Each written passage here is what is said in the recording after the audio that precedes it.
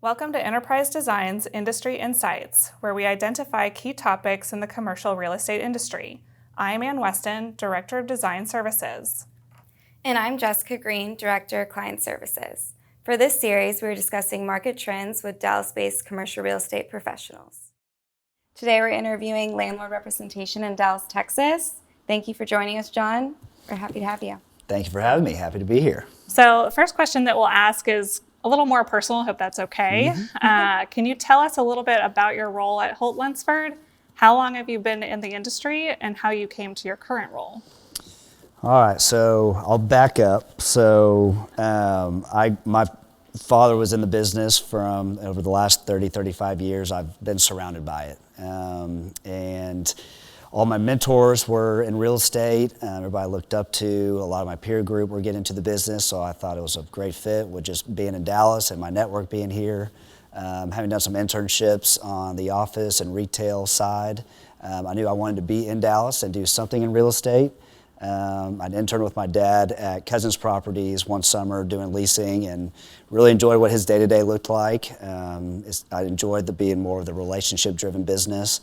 I felt like that played to my strengths and respect a lot of what my dad did, and really wanted to essentially be like my dad, but kind of take my own course. But he paved a good path of progress for me, and so went to school at University of Denver and majored in business with a focus on real estate, and so knew I wanted to come straight back to Dallas after I graduated. So did that in 2010.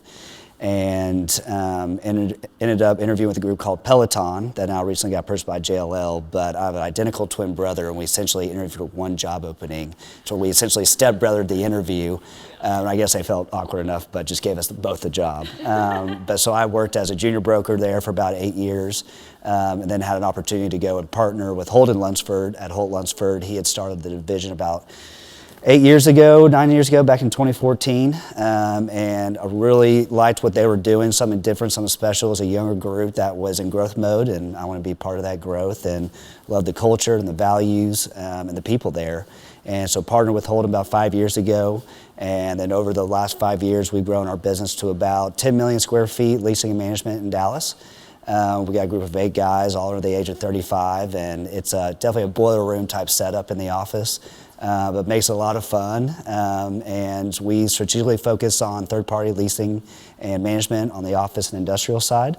But we compare ourselves more to the special forces than the Army, and we like to take a different approach, more the old-school mentality, boots on the pavement. We like to lease value-add assets that require a lot of hustle, energy, and just all-out grit to get these buildings leased up. And so that's kind of, we started with one building back in 2014, and now it's grown to about 10 million square feet. Has been an awesome journey, and we look forward to picking up some more business. That's great. Wonderful. Mm-hmm. So kind of like, you might have touched on a few things in this already, just like the relationships they've built in this industry, and just it's a fun, commercial real estate's wonderful to be in. So what kind of keeps you in this industry? Definitely the people. It's a relationship-driven business, and the peer group that I got into the business with back in 2010, majority of them are still there, and I talk to them on a day-to-day basis. But what I love about this industry is, yes, we have our business relationships, Monday through Friday, and then we hang out with other friend groups on the weekends. 7 days a week, I'm hanging out with everybody that's in the real estate profession. It's just a lot of down-to-earth, good people, and I feel like we're all kind of growing our businesses together, and it just makes it a lot more fun. I agree. It's definitely like a lot of my friends that I've met in this industry or started to meet, they've become some of my best friends, which is so great. Yep. So, yeah. It's all. So another question, how do you navigate building purchases and support new owners breaking into the Dallas market? So we do a lot of investment sales tracking. Will be a little more difficult this year with where the interest rates are going, but we spend a lot of time really developing relationships with all the investment sales shops in town. We share our MLAs with them, and they let us know who the active buyers are in town. So it's a lot of information sharing, but we utilize our deep relationships with investment sales guys to get a foot in the door with all the new buyers that are coming to town. And we keep an active, tracking list of who those guys are in state and out of state. We've been making, more initiative to go out and travel to the coast. I feel like Dallas has now finally become that top 5 city, and we're starting to see a lot of the coastal investors and global investors starting to see that Dallas, they can find a lot of yield, and there's a lot of good fundamentals in Dallas, and I think while yes, we are in a recession, I think we'll bounce back the quickest, and there's going to be a lot of opportunities. This year is going to be a lot of developing and building new relationships with new owners that are looking to find a dislocation in the market, and we want to be the boots on the ground to turn over rocks to find opportunities they wouldn't have found, purely through an investment sales tracking system. So what are the most common issues that you see with buildings that were initially constructed for a single user and now being multi-tenanted? In this day and age, we're starting to see a lot of contracting, downsizing from a lot of these larger users. Everybody's identified that work from home or hybrid work does work. Now, I think there's a big dislocation between what the CEOs want and what the employees want. And I think everybody's still trying to figure out what that return to work looks like. But I think a lot of people are realizing they can shed a good amount of their space, and a lot of these bigger buildings have a lot of deeper floor plate, especially out in Las Colinas, and they can be very difficult to break up and to demise, and these buildings were built specifically for a single tenant. And so with path of travel and exit codes, there could be a lot of issues with breaking up a floor to make it inefficient for a user. Everybody wants natural light, they want efficient space, but when you start breaking up a full floor that is, has really deep bay depths, it can make it a lot difficult to get that natural light and efficient floor plate. A lot of these users are looking for efficiency at the end of the day, and for a building that was a build-to-suit for a single tenant, that was not the thought process, but behind the developer and the designer. So I think, there's a lot of it'll be interesting to see what happens with a lot of the 80s vintage buildings that were built out in the suburbs, and they've been a Class B, A- building over the last 20 years. They haven't seen a lot of rent growth, and they're not in a certain market that has a lot of walkability. And I think coming out of the pandemic, with these employers having difficulty getting the employees to the office, they want to find a location that allows them to better recruit and retain their employees. And what employees are looking for is a well-located asset that has walkable retail, that has on-site amenities, that has open green space where they're used to working from home, getting outside. Now they want to have that same attribute at the office buildings. And I think this year and moving forward, there's going to be, and it's really a story of the haves and have-nots. If you're a Class A building with on-site amenities in a well-located area, you will continue to do well. But I think there's a lot of could be obsolete product in the suburbs where no matter how much money you spend on these buildings, wherever the location is, or there's certain other drivers that are impact the building that a landlord simply can't deliver on. And so I think, mixed-use projects and well-located Class A towers will continue to do well, but the Class B, Class C product that's in the middle of nowhere with no identifiable walkable retail, I think, those landlords are going to have a difficult situation to try and reposition those assets. So then what are some of the most common challenges that you're facing when leasing commercial properties? Probably the number one challenge is the significant increase in construction costs and permitting with the cities. Right now, we're not seeing, majority of the leasing activity has been, call it 10,000 square feet and under, where you're a locally privately held company, where there is a need to have your employees in the office. You're not dealing with a lot of corporate red tape. The office does serve a need. And typically in the past, a 10,000 foot user would get out in the market 12 months in advance. So they'll go and tour the market, identify options, and they'll have plenty of time to go and build out a fully built out space, which is now taking every bit of 5 to 6 months. And what we're realizing now is there's a lot of companies that are realizing, oh shoot, my lease expires in the next 3 months. We do need to downsize by half our space, but we can't downsize where we currently are. We want to go to a better located building. We want to upgrade our image. There is a flight to quality we're seeing. And so these tenants are realizing this, but they're not having the luxury of time on their side.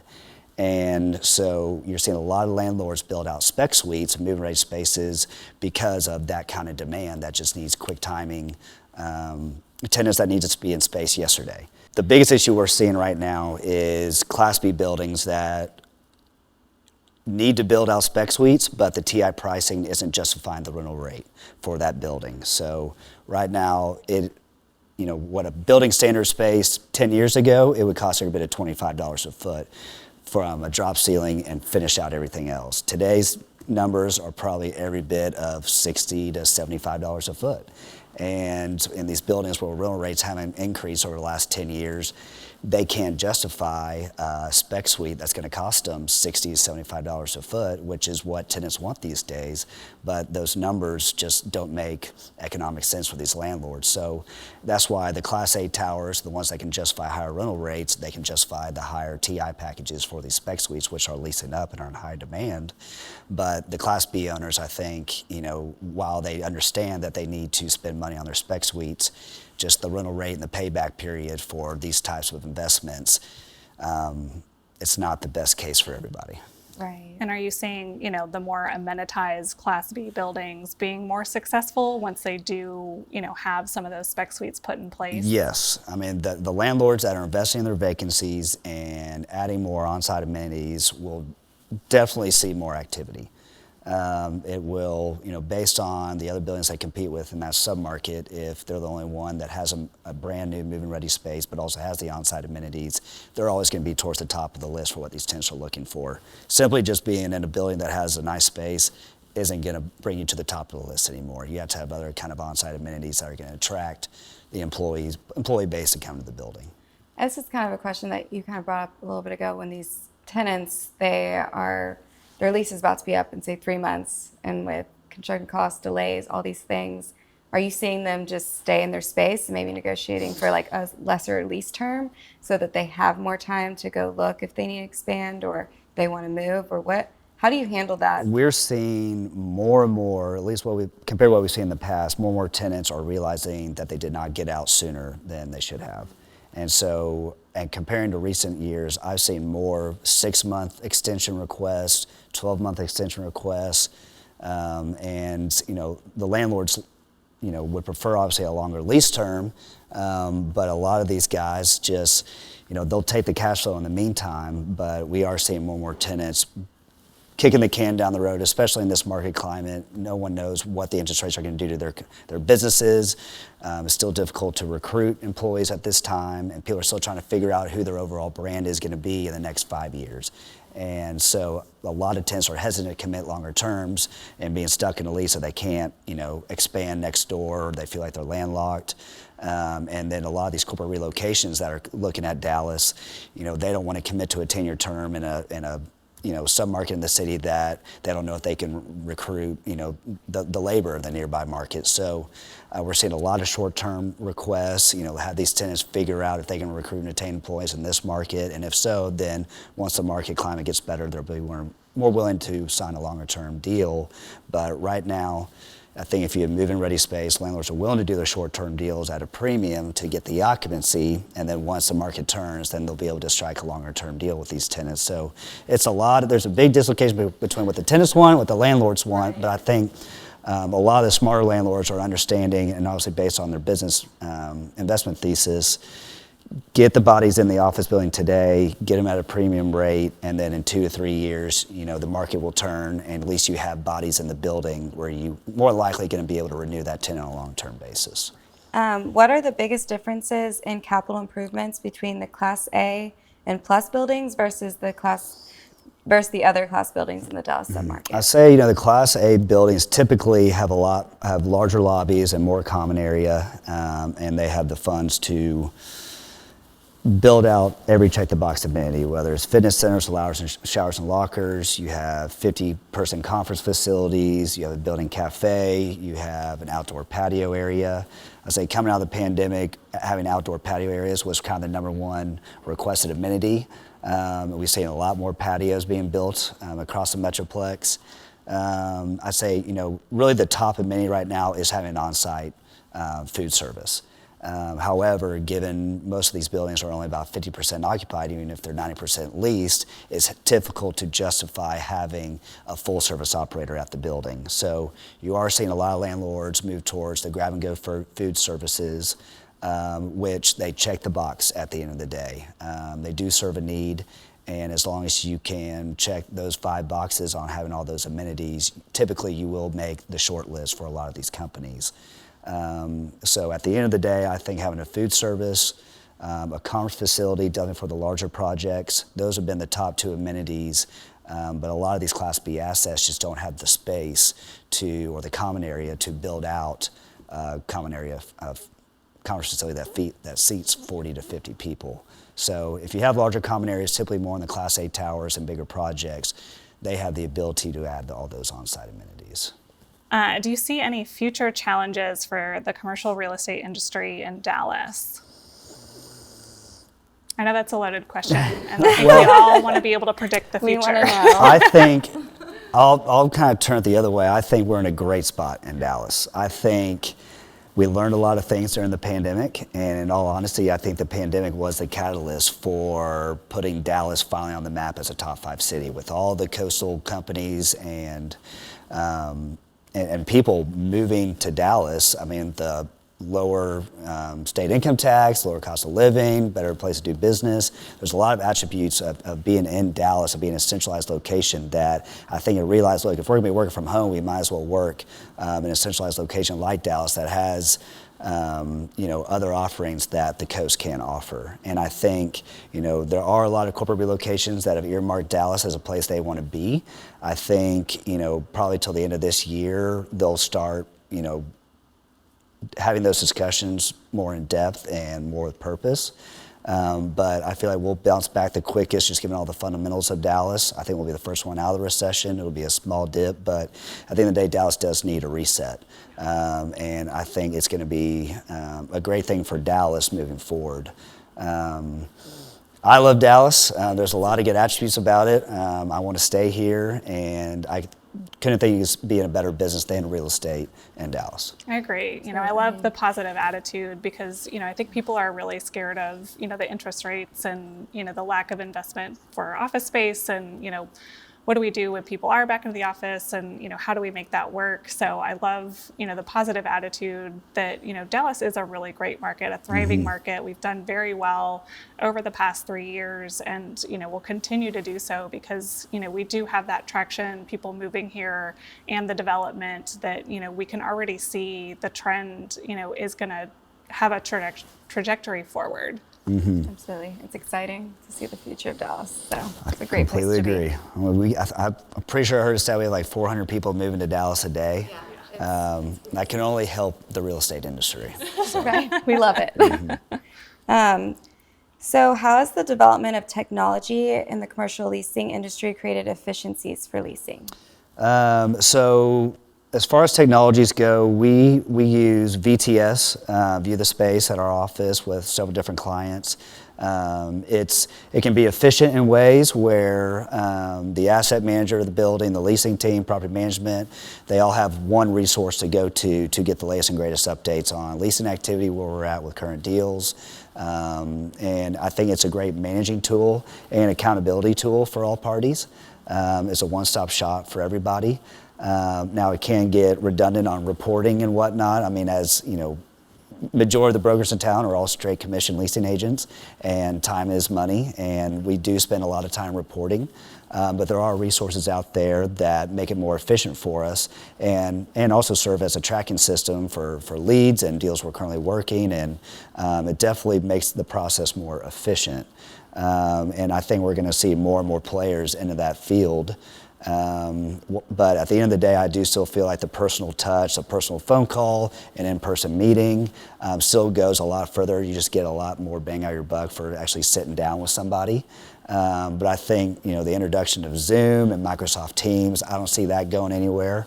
I think that's definitely here to stay. And with all these out-of-state owners, seeing Dallas as a place they want to be, they don't have to travel down here to have an in-person conversation with somebody. So I do think that it has helped immensely.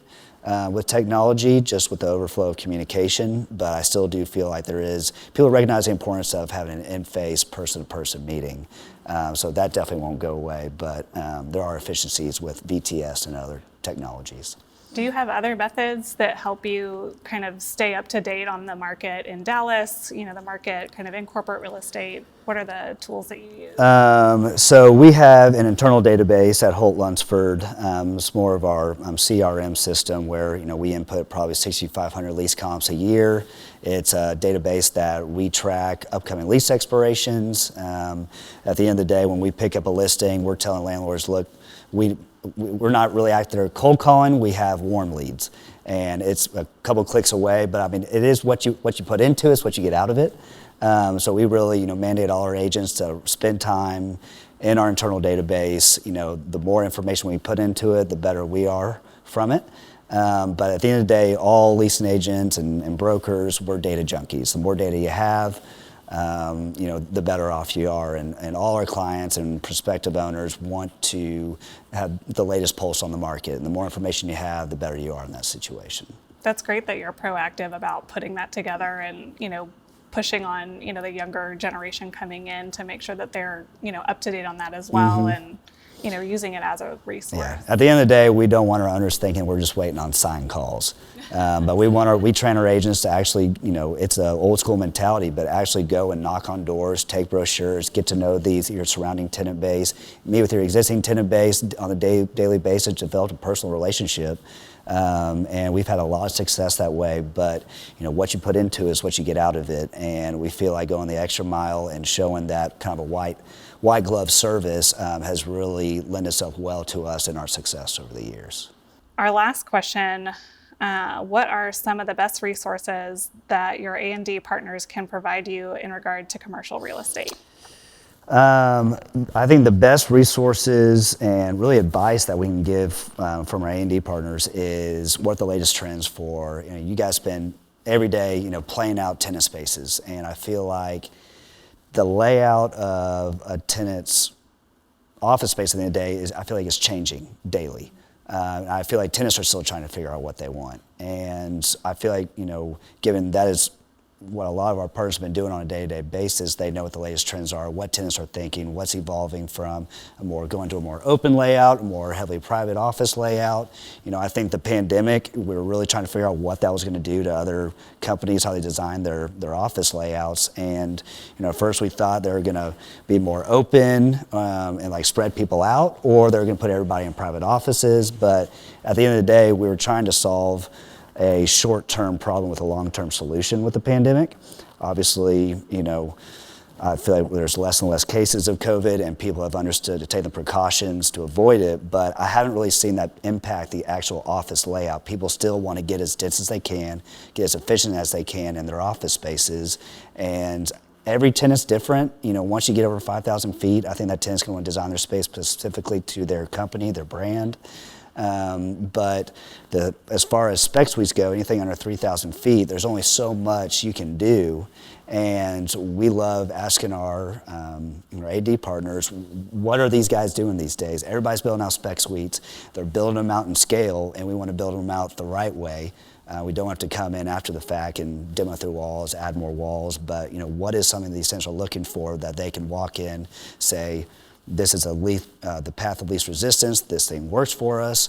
But now that everybody's building out spec suites, we want to better understand what these tenants are looking for, and we feel like our A&D partners are on top of it. Just because you're talking to these tenants every day, and I think you touched on it earlier that one of the trends is flexibility, and I think it's not only a trend for tenants, but it's also a trend for landlords as well. Everybody wants that flexibility that they can grow, that they can downsize, for landlords as well, that, if you have, a build out of spec suites that, maybe there's a way that you can kind of combine some of them or split them up. And it's all about just being able to pivot because, everything is so unknown that, as long as you have some ability to pivot without kind of redoing everything. In a cost-effective manner. Right. Absolutely. That it really does help, the tenant. The tenant wants to be able to have flexibility. They want to have flexible spaces. Landlords want to be flexible as well so that they can